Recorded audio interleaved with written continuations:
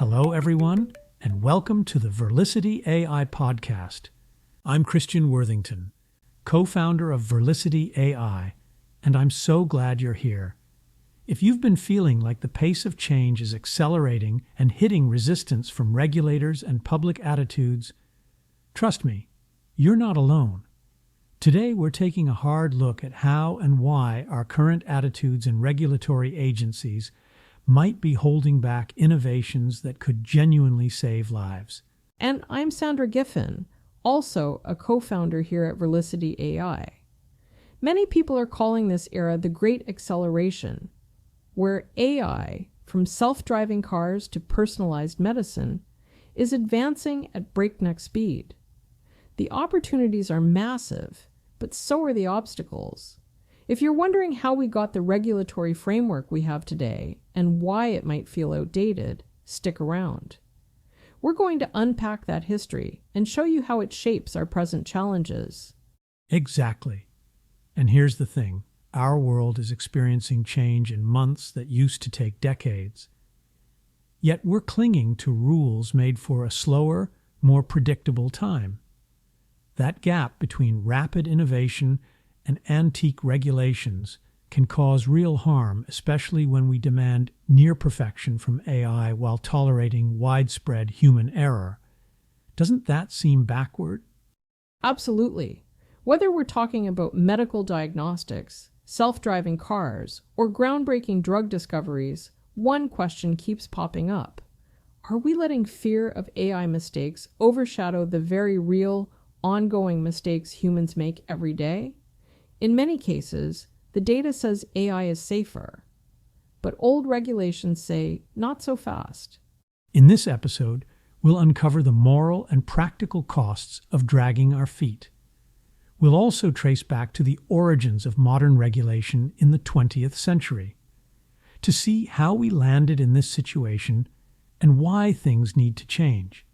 Spoiler alert, it's a story about caution born from immense tragedy, which is crucial to understand if we're going to move forward. So if you're curious about how we might balance innovation and public safety, or why we keep demanding AI be flawless when human systems aren't, you're in the right place. Get ready for a fast-paced conversation on what we're losing by staying stuck in the past. When we're done, you'll see why decisions made half a century ago are destined to cost us dearly if we don't take action soon. With that, let's explore how we got here in the first place, and why this great acceleration might force us to rethink our whole approach. All right, let's start by talking about the scale of what we're dealing with. AI isn't just about cool gadgets or automating a few processes. It's reshaping entire industries at a speed we've never witnessed before. Experts call this era the Great Acceleration for a reason. The pace of technological progress is itself accelerating, and this has society-wide repercussions. Exactly. Consider this. By 2030, it's projected that AI could contribute $15.7 trillion to the global economy. That's larger than the GDP of China. Wow. So if artificial intelligence were a country, it would have the second largest economy in the world. Yes, and it's not just another tech trend. This is an economic sea change affecting jobs, healthcare, transportation, and pretty much everything else. And it's about more than just money. We're talking about human lives saved. With the right implementation, AI could dramatically reduce human error. Think fewer medical mistakes, fewer car crashes, and less waste in supply chains. We're talking about millions of lives improved worldwide. But here's the catch. The faster AI grows, the more it collides with our existing attitudes toward risk and the systems we've created to mitigate risk. Regulatory frameworks, laws, and societal biases, which all move far slower than the technology. So, the key question is whether our old ways of doing things will hold us back from reaping these enormous benefits. Yes. For example, when we talk about AI's power to transform healthcare, we're not just talking about cutting costs or speeding up administrative tasks. We're talking about saving actual human lives. In fields like medical diagnostics and patient monitoring, even a small improvement can mean a huge difference in outcomes. Exactly. Think of all the potentially avoidable mistakes that occur every day, whether in diagnoses, surgical procedures, or simple medication errors. If AI can catch or prevent even a fraction of those errors, we're talking about thousands of lives saved every year, if not more. And this isn't just theory. We already have early indications that AI can be remarkably accurate in certain tasks, sometimes more accurate than humans alone. Yet people persistently hesitate to trust AI-driven tools, especially in life and death scenarios.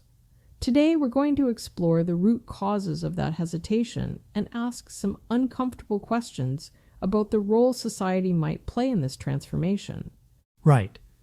Part of the reason for our hesitation might be our deep-seated fear of handing over control to a machine. But if we think about it rationally, not using an AI tool that's already outperformed human-only methods might be the riskier choice. That's a dilemma we'll keep coming back to throughout this episode. And we're going to propose some solutions. At the end of the day, if an AI system can drastically reduce error rates, the moral question becomes, how many lives are we losing by delaying or rejecting a technology that could help? There's another angle we often overlook, the environment. If we consider how AI can optimize logistics, energy consumption, and resource use, we might be talking about some of the biggest steps toward sustainability that we've ever taken. For instance, AI can help reduce wasted fuel by making shipping routes more efficient. According to some studies, advanced route optimization alone could cut global transport emissions by 10 to 20%. Imagine what that does for air quality and carbon footprints in major cities. Or take agriculture. Precision farming with AI can lower water usage, decrease the need for chemical fertilizers, and increase yield. This isn't just saving money for farmers. It's potentially feeding more people with less environmental damage. Exactly. If AI can help slash emissions or curb pollution faster than human-led initiatives, delaying AI implementation with overbearing rules and regulations could mean irreversible harm to ecosystems and communities. Just like in healthcare, our reluctance to embrace AI might be more dangerous than the technology's potential flaws. So, when we talk about risk aversion, we're not just risking lost revenue or missed opportunities. We might be risking the health of the planet and our lives. That's the magnitude of what's at stake. Life and death. Okay, now that we've set the stage with the sheer scale of what AI could achieve and what we stand to lose, let's explore why our systems are so risk-averse in the first place. How did we end up with such cautious regulatory frameworks? Yes, we're safer today because a lot of people paid a very high price in the past. Whether it's regulations of motor vehicles or medicine, sadly, the story always starts with tragedy. So, before we talk about how AI will change the way we deal with the risks we face in our daily lives and how we need to adapt, it's crucial to understand why systems evolved to be so bureaucratic and so cautious. A perfect example is the regulatory environment surrounding new drugs and treatments. That story goes back decades. Let me take us back to the 1950s and 1960s. This is a story about how our drug approval process became so stringent today. A major historical turning point was the thalidomide tragedy. That was very sad. Thalidomide was initially marketed as a sedative and anti-nausea medication for pregnant women in the 1950s and 1960s, but it was later discovered to cause severe birth defects. Tens of thousands of children were born with malformed limbs. The tragedy was shocking and led to a massive overhaul of drug regulations worldwide. That's right. In the United States, the FDA significantly tightened its approval processes. requiring robust clinical trials that tested not just efficacy but also safety across different patient demographics. In Europe, similar reforms were made. The system we have today was largely shaped by the goal of preventing another thalidomide catastrophe. This was clearly a necessary regulatory evolution at the time, but it also means our processes are now extremely cautious, often taking years or even decades and billions of dollars to bring a new drug to market. When technology was human-driven and advanced slowly, the system we have today was largely acceptable. But now, in this era of the great acceleration, AI can generate potential treatments or personalized medicines at lightning speed. We're faced with a mismatch between old rules and new possibilities. So, we're not talking about throwing caution to the wind. We're talking about whether the systems and attitudes that worked before the great acceleration are serving our interests today. Exactly. The default stance is that we must ensure absolute safety before allowing anything new. That's understandable, given past tragedies. But if AI can produce safer and more targeted therapies than our existing methods, we might be harming people by delaying these new treatments. Holding AI to a stricter standard than human researchers could become an ethical problem in its own right. We've been focusing on how thalidomide shaped the modern drug approval process, but it's important to remember this phenomenon wasn't isolated to the pharmaceutical industry. The 1960s were really the birth of sweeping regulations across many industries in the Western world. Right. Around the same time thalidomide prompted stricter drug trials, the automotive industry was on a collision course with public opinion, quite literally. Back in the early 60s, major car manufacturers were designing cars with style in mind, but safety was almost an afterthought. One particular car that got a lot of attention was Chevrolet's Corvair. It had a sleek, innovative design for its time, but according to critics, came with some serious handling problems. The rear suspension design could lead to dangerous oversteer. The rear wheels could lose traction before the front wheels, especially if the drivers didn't maintain the required different tire pressures between the front and the rear. Drivers reported unexpected skidding, loss of control, and a higher risk of rollover accidents. And at that time, seat belts weren't mandatory, crash testing was minimal, and the idea of safety features as a selling point was almost unheard of. This is where Ralph Nader comes in. He was a young lawyer and consumer advocate who took a hard look at the automotive industry's neglect of safety standards. In 1965, Nader published a book called Unsafe at Any Speed, and the first chapter was famously titled The Sporty Corvair. He used the Corvair as a prime example of how car manufacturers were allegedly putting style and profit before the lives of their customers. The book was a bombshell because it didn't just criticize one model, it attacked the entire ethos of the auto industry at that time. Drivers were taking all the risks, while manufacturers shrugged off safety improvements as too expensive or unnecessary. Unsafe at Any Speed argued that it didn't have to be that way, and the public began to listen. So just as thalidomide had forced a reckoning in the pharmaceutical sector, the Corvair controversy and Nader's book forced a reckoning in the automotive sector. But the story doesn't end there. There was pushback, big pushback from the industry. Right. General Motors, which made the Corvair, was not happy about the attention. They even tried to discredit Nader, allegedly hiring private investigators to dig up dirt on him, an accusation that later blew up in congressional hearings. This only fueled public outrage. Before long, legislators felt the pressure. The avalanche of consumer complaints, media coverage, and Nader's testimony before Congress led to the passage of new laws mandating safety features, seat belts, stronger steering columns, and standardized crash tests. By 1966, the U.S. government established the National Highway Traffic Safety Administration and the National Traffic and Motor Vehicle Safety Act, transforming auto safety regulations almost overnight. These were landmark changes. Suddenly, safety features like seat belts and later airbags became central to car design. Manufacturers were held accountable for defects, and the federal government had real authority to set and enforce safety standards. It's hard to overstate how revolutionary that was at the time. And the ripple effect was huge. Other countries followed suit with their own regulations.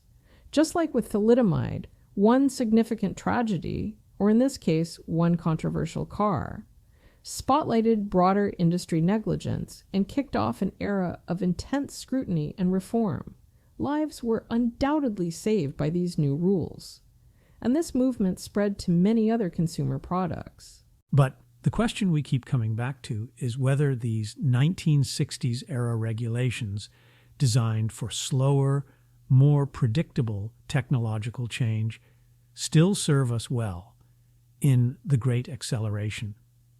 The frameworks created then were absolutely necessary for their time, but do they overcorrect now, impeding innovation that could also save lives? That's the big parallel.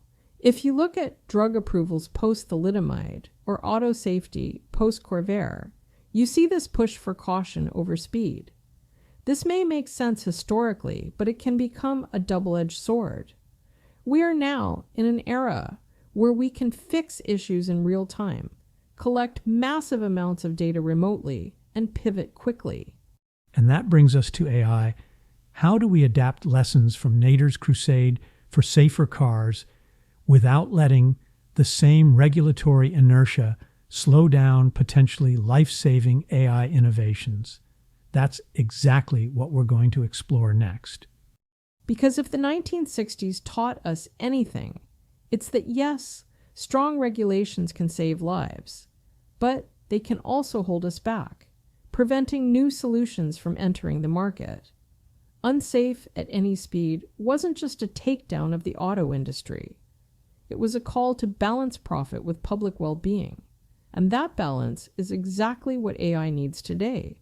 Updated regulations that reflect modern capabilities instead of leaving us stuck in the past. Let's jump to the present day and illustrate the point with some real-world data on AI in medical diagnostics. There's a study from the University of Virginia Health System showing ChatGPT Plus hitting 92% accuracy on diagnostic tests, while human physicians hovered around 73.7%. That's nearly a 20% difference. In medicine, even a 1% improvement can save thousands of lives each year in the US alone. Yet, after one sensational AI error, say a misdiagnosis, the public might clamor to ban or heavily restrict the technology, and malpractice lawyers will rush to file lawsuits. Meanwhile, the ongoing mistakes made by human-only systems pass almost unnoticed. Johns Hopkins found that 371,000 U.S. deaths per year are linked to diagnostic errors. That's a huge number.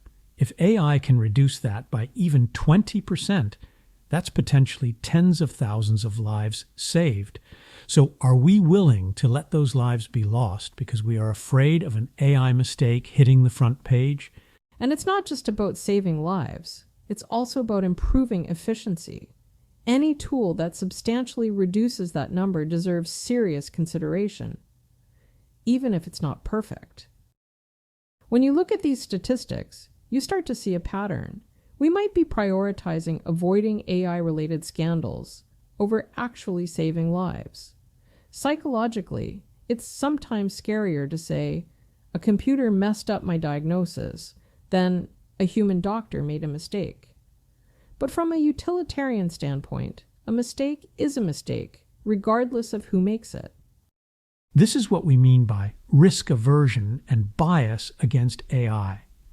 If AI consistently proves to be safer, more accurate, or faster, yet we block or delay it due to overblown fears of a rare error, that's a moral and ethical dilemma. The fear of a new technology can overshadow the flawed reality we already tolerate in human systems. We see this tension vividly in the realm of drug development, where new AI methods could dramatically accelerate the creation of life-saving treatments. But first, let's talk about the current approach to bringing drugs to market and how AI could shake things up.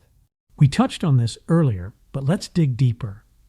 Modern drug approval processes, Phase 1, Phase 2, Phase 3 clinical trials, can take 10 to 15 years and cost billions.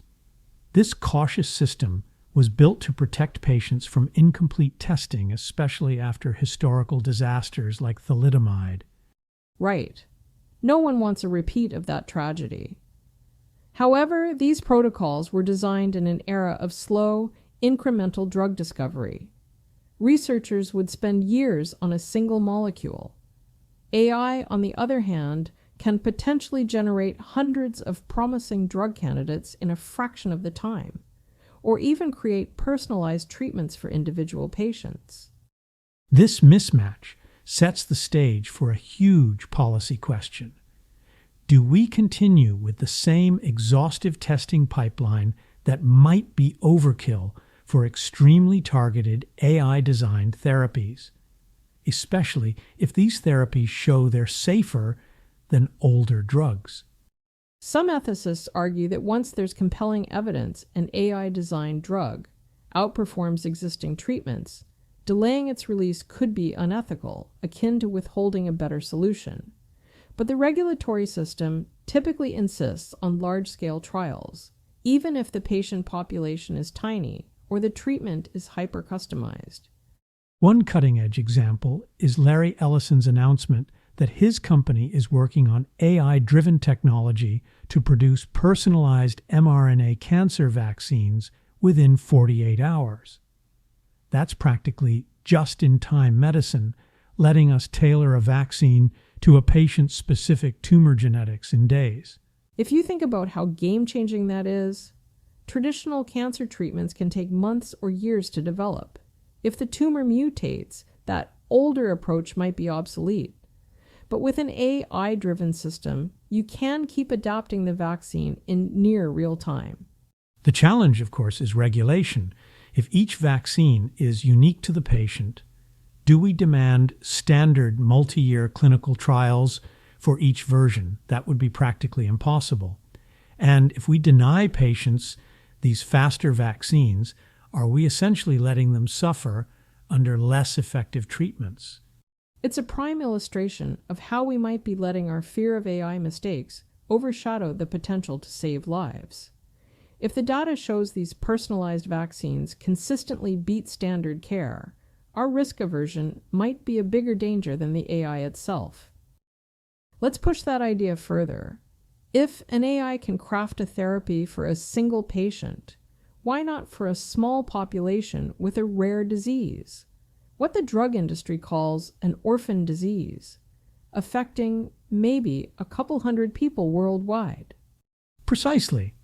Traditional pharma companies often shy away from orphan diseases because it's not cost-effective to develop a new drug for such a small market. But if AI can drastically cut research and development costs, you can suddenly justify making a drug for even a handful of patients. The old regulatory model, however, expects large-scale trials with thousands of subjects. That's impossible if you only have 200 patients on the planet who have the disease. So do we let them go without treatment because we can't run a standard Phase 3 trial? That's where the question becomes moral. How many lives are lost because we're forcing AI-driven solutions through a framework never designed for such a scenario? We're not saying no safety checks at all, but we need flexible systems that adapt to this new reality. Another breakthrough is from Nobel laureate David Baker's team at the University of Washington. They used AI to design a novel protein that binds to a particular venom toxin and acts like an antivenom. Traditionally, Antivenoms come from animals like horses, which is costly and can cause allergic reactions. Baker's approach zeroes in on the toxin and creates a more targeted solution that has fewer side effects. If we can mass produce or quickly adapt such antivenoms via AI, we could respond to different venom types faster. But again, do we demand a multi-phase, decade-long approval for each new protein design? Meanwhile, people are getting bitten, and existing antivenoms might be less effective or riskier. And that's the crux of our conversation. If it's actually better than what we have, how ethical is it to delay? You could argue that we're risking more harm by not approving it promptly than we are by letting an AI-designed protein into the field. Meanwhile, big players like Google's DeepMind are also making moves into drug development. They've already proved their abilities in protein folding with AlphaFold, solving challenges that stumped scientists for decades. And now, applying that expertise to identify new drug candidates or design new proteins is the logical next step. With massive computational power, they can sift through huge databases, run simulations at scale, and propose molecules faster than any human team. Exactly. The pipeline could shift from maybe one viable drug in a few years to hundreds of new drugs within months. But if each new drug faces a decade of red tape, we'll never realize AI's full potential. We'll be stuck in the slow lane while the technology is racing ahead. And that's where the concept of the great acceleration really hits home. We can generate solutions faster than ever, but if we insist on the same testing and approval timeframe as before, we end up losing the very benefits that speed could bring. It's not just healthcare, where this fear of AI mistakes is holding up progress. Self-driving cars are a prime example of how we hold AI to near impossible standards. Waymo's data shows that their autonomous vehicles have far fewer accidents per mile than human-driven cars. Right, 3 times less likely to crash, with 84% fewer serious collisions requiring airbag deployment. But when one self-driving car causes a crash, it grabs the headlines. We see public outcry. Meanwhile, 38,000 people die on U.S. roads every year at the hands of human drivers. The moral question is clear. Should we delay widespread self-driving technology until it's perfect, even if it's already statistically much safer than a human driver? The double standard is that we accept daily human failings, but won't accept a single AI failing. Yes, and this risk aversion is costing lives. We're so afraid of being harmed by something new that we overlook the existing, everyday harm that's been normalized. In the long run, that fear could mean more injuries and more deaths. From a legal standpoint, risk aversion also manifests in liability concerns. If an AI is involved in a crash or a misdiagnosis, who is responsible? In the US, the FDA regulates software as a medical device, while the NHTSA deals with automotive safety. And states have pilot frameworks for self-driving cars. Legislators are rapidly creating a whole new set of Byzantine regulations to deal with AI. They focus on the threats of AI more than the opportunities. And this double standard extends to personal injury law and public relations too. It does. Since the laws are geared toward human accountability, any AI slip-up can lead to lawsuits or PR nightmares that disincentivize adoption. Even if the AI solution overall reduces harm, an accident caused by AI is given much greater scrutiny. That's the paradox. We stick with a riskier human-driven status quo because an AI mistake is seen as less forgivable than a human mistake. And that reluctance to adopt safer AI systems might be costing lives in the process. Let's bring in Stanford's 100-year study on AI. They argue that being cautious but proactive could save tens of thousands of lives per year in sectors like healthcare and transportation. They specifically warn that focusing on worst-case AI scenarios can blind us to the daily toll of human errors. Essentially, inaction in adopting AI might be more dangerous than the potential AI risks we fear. And there's an economic component, too. Fewer accidents, fewer malpractice suits, better resource allocation. In healthcare, an AI that cuts misdiagnoses or streamlines triage can free up doctors and nurses for more critical, human-centered tasks. It's a reminder that AI doesn't have to replace humans entirely. It can enhance human performance. But we have to allow it into our system, not keep it on the sidelines because we are afraid. MIT's also done groundbreaking work on predictive maintenance in factories, power plants, and even airplanes. They report up to a 60% reduction in dangerous breakdowns using machine learning models that spot early signs of failure. Think of the worker safety implications. If an AI can detect a failing component long before a human inspector might, you prevent catastrophic accidents. That's huge in high-risk environments like oil rigs or mining operations. In healthcare, MIT's research extends to things like sepsis detection, where every hour of delay can significantly raise mortality. Again, if AI can spot signs faster, that's more lives saved. But for every success story, there's also that lingering fear. What if the AI misses something? We accept that human doctors miss things all the time. But if an AI misses something, it's a scandal. IBM's Watson had a similar journey, built to synthesize massive amounts of medical literature and help oncologists identify treatment paths. It's not perfect, but in some cases, it's more thorough than a human could ever be, given the sheer volume of data. The World Health Organization says 1 in 10 hospital patients in high-income countries is harmed while receiving care. That's a massive number, yet it rarely makes headlines. If AI can reduce that, even by a fraction, the impact is huge. But again, is our system set up to embrace AI's help? Or do we let risk aversion slow things down?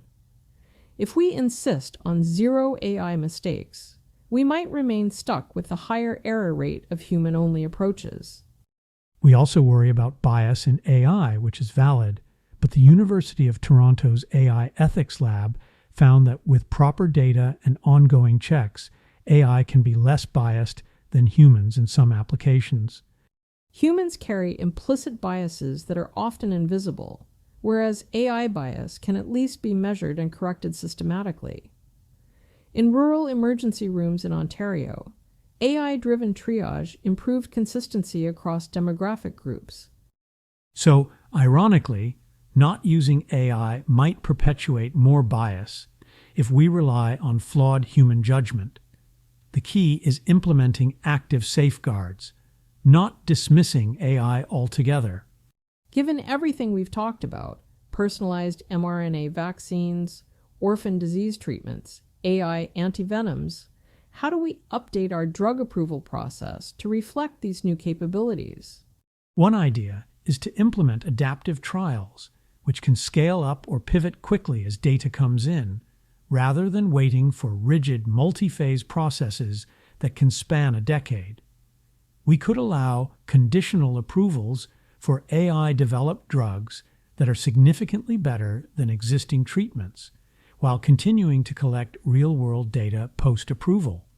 This is where the legacy of thalidomide weighs heavily. We can't dismiss the lessons learned from that tragedy. We need robust safety checks. But do we need the same lumbering bureaucracy when AI's timescale is so much faster? We need a balance. Faster and more agile approvals for drugs that demonstrate strong early data combined with a superior system for tracking adverse events in real time. That way, if there's a safety concern, we catch it quickly, rather than forcing every new therapy to wait years before patients can benefit.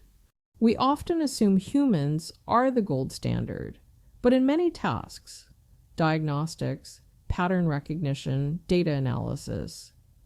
AI is proving to be more reliable, yet our evaluation systems remain human-centric. And it's partly cultural. We trust human intuition even when the data shows an AI's recommendation might be superior. That's a very real form of bias that can cost lives, time, and money. If we adapt our viewpoint to embrace AI's strengths, while still acknowledging we need oversight, we stand to gain massively. But that means rewriting some fundamental rules and stepping outside our comfort zone. Let's circle back to the Great Acceleration. We're not just talking about incremental improvements anymore. Technology is racing forward at an unprecedented pace. The Stanford AI Index, for instance, shows that global AI investment skyrocketed from about $1.3 billion in 2010 to over $90 billion by 2021, an exponential leap in just over a decade.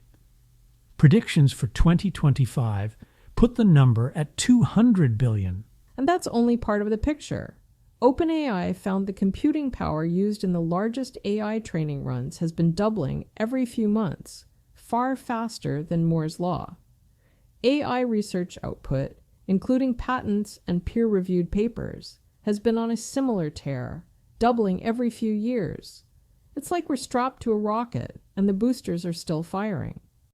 And just last week, we saw another jolt to the system with the DeepSeek announcement, which promises to push AI-driven discovery to new levels.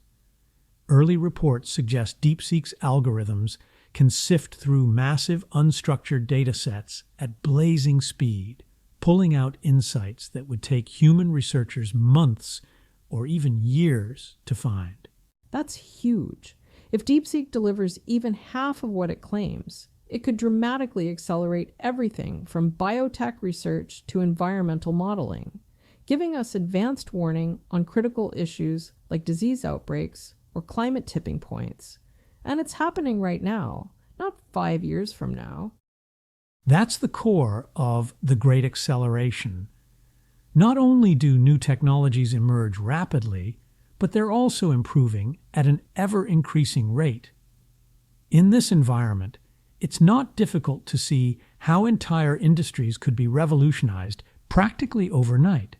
But if our regulatory and legal frameworks still assume a slow, linear pace of innovation, we'll be playing catch-up indefinitely. Precisely. The gap between technology's speed and our regulatory system's sluggishness is widening.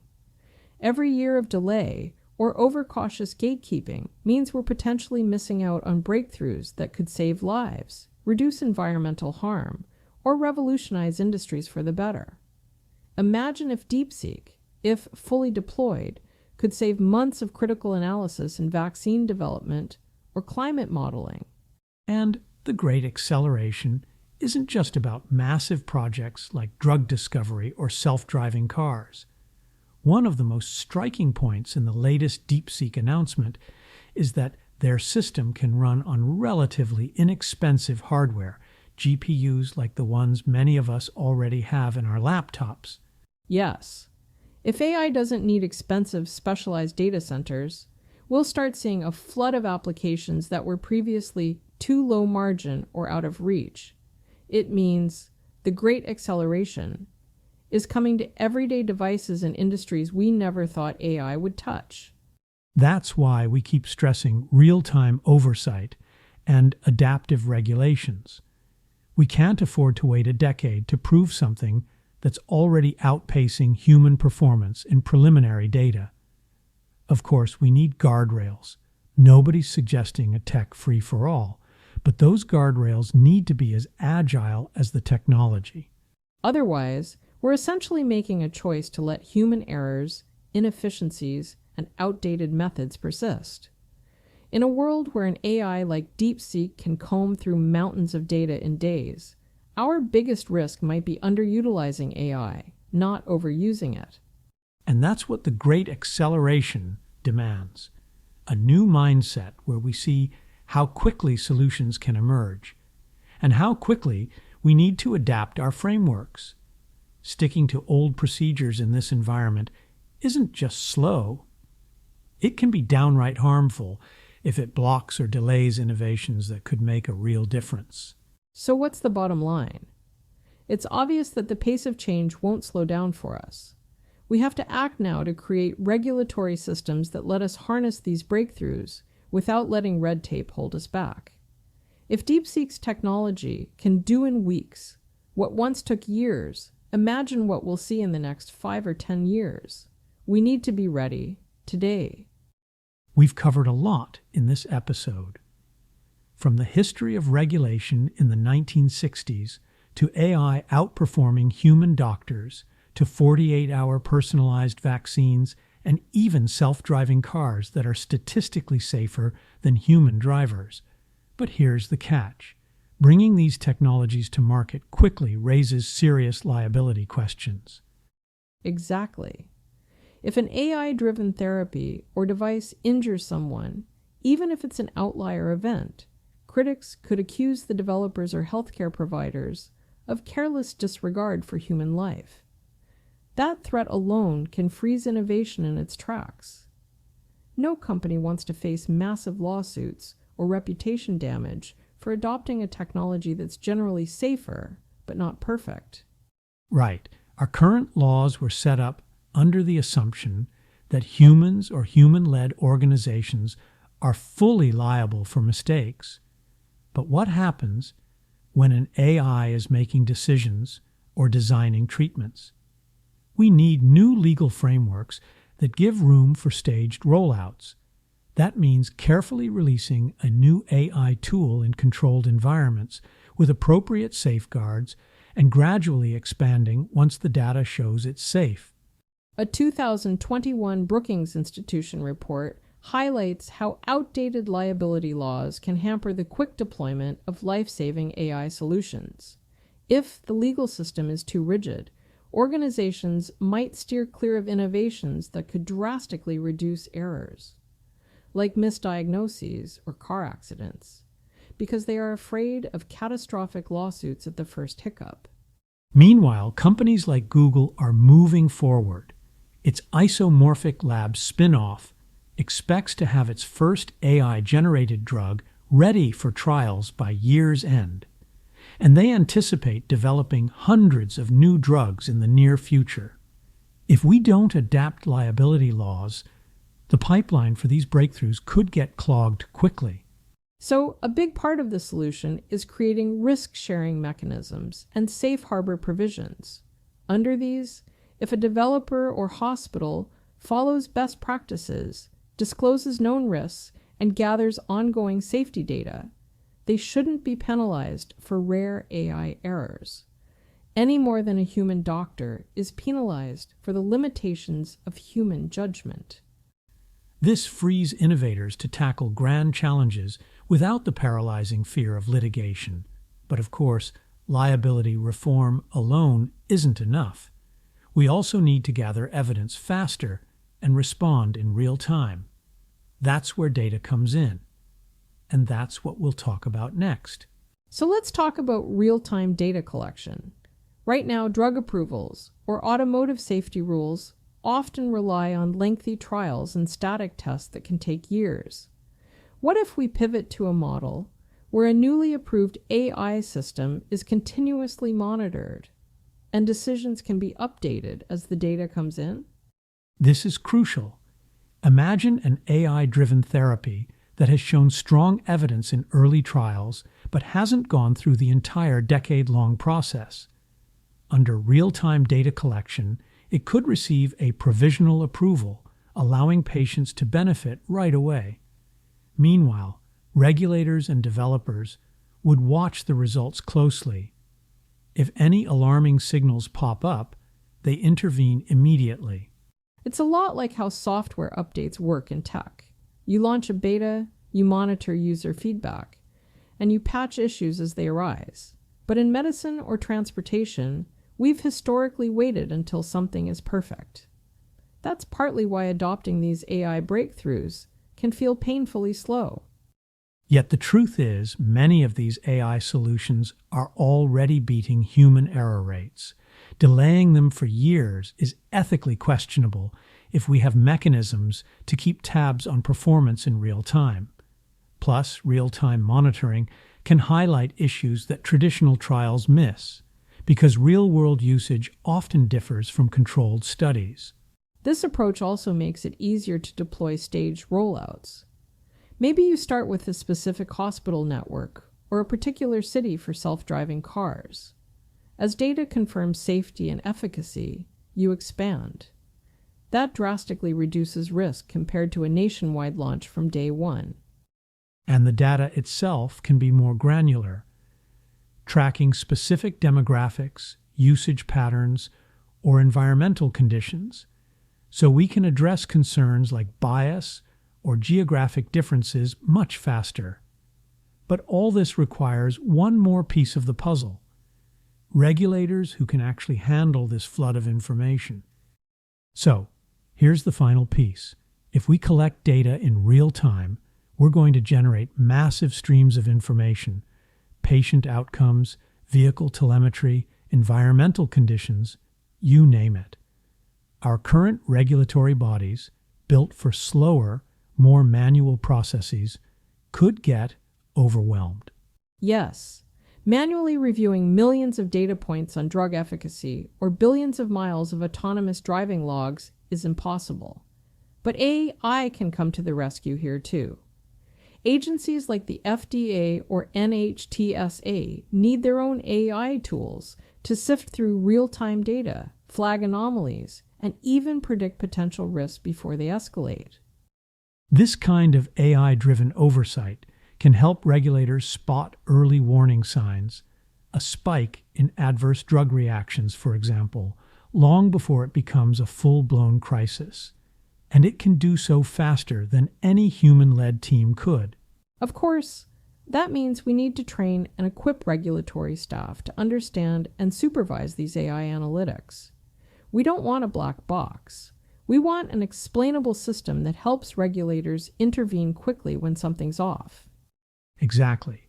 If we successfully combine real-time data collection with AI-assisted oversight, we can move from a rigid, one-size-fits-all model to a dynamic, evidence-based approach. And that transforms the entire conversation around risk. Instead of, is it 100% safe to approve, it becomes, is it safe enough to roll out, given we'll keep a constant watch and can put the brakes on if we need to. That's the essence of adapting to the Great Acceleration. Instead of stalling technology that's already proven itself safer than the status quo, we keep it on a short leash with data-driven guardrails. And ironically, that might be more protective than our old methods, which sometimes catch problems too late. So, we've got these three pillars of the solution: rewrite liability laws for staged rollouts, gather real-world data in real time, and empower regulators with AI to handle the data flood.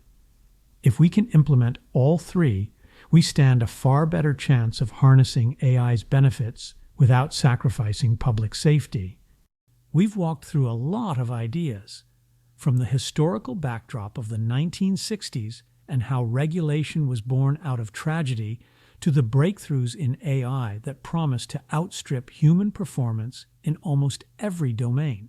And we've outlined concrete steps: liability reform, real-time data collection, and AI-driven oversight for regulators that could let us adopt life-saving technology at the pace we need without ignoring genuine risks. The Great Acceleration isn't slowing down.